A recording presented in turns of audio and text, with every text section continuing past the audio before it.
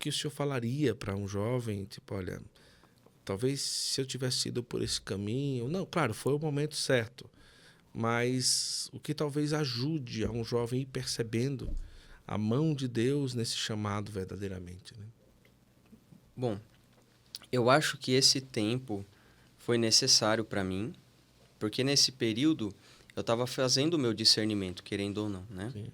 Então, e também Deus, ele é paciente conosco e espera o tempo de cada um. Sabe falar com cada um da maneira que vai ser entendido, né?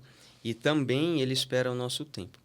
Agora, o que eu sempre oriento também aos jovens que têm um chamado vocacional é a oração. Porque se Deus é que vai nos chamar, porque a vocação vem dele, vocar é chamado, eu só vou escutar se eu tiver em atitude de recolhimento, se eu estiver buscando a ele. Eu oriento coisas básicas, eu não oriento coisas excepcionais. Ame a Santa Missa, vá à missa com a maior frequência que puder, na comunhão, peça a Jesus a graça de entender a vocação, confissão com frequência, a vida de oração, ler a história de um sacerdote, pode ser a do cura d'Ars, entender o que é o sacerdócio, visitar um seminário, são coisas que podem ser feitas. Em primeiro lugar, tem que ter essa abertura para discernir com muita liberdade. Às vezes os jovens podem pensar que por dar um passo assim de talvez conversar com um sacerdote ou ir a um seminário já está com compromisso de ser padre. Não é isso. Você tem que ter a abertura de fazer o seu discernimento. Então, isso é muito tranquilo. Não é porque vai discernir que vai entrar. E outra, tem um santo, se não me engano, é São João Bosco, que diz que muito mais do que o número dos jovens que estão entrando no seminário é o número dos que são chamados. Então, muitos são chamados para ir para o seminário, mas muitos não estão ouvindo o chamado de Deus, né? Devido ao barulho do mundo, talvez. O barulho interior. O barulho interior e o fechamento num projeto próprio como eu tinha, por exemplo. Graças a Deus, eu pude me desvencilhar desse projeto pessoal para assumir o projeto divino para a minha vida, né? Mas pode ser que alguém esteja fechado nos seus projetos. Enfim, a falta da vivência dos sacramentos da oração pode ser um elemento. Mas o que eu oriento é isso, é com muita simplicidade, muita tranquilidade mesmo.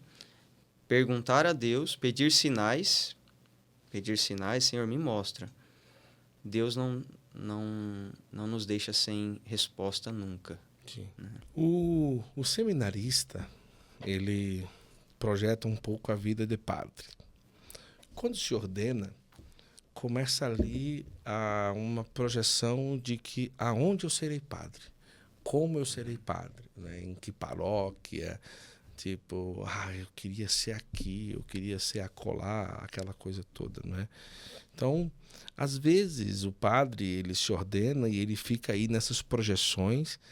Então, o físico, né, ele fisicamente está no lugar e a cabeça sempre está em outra, né?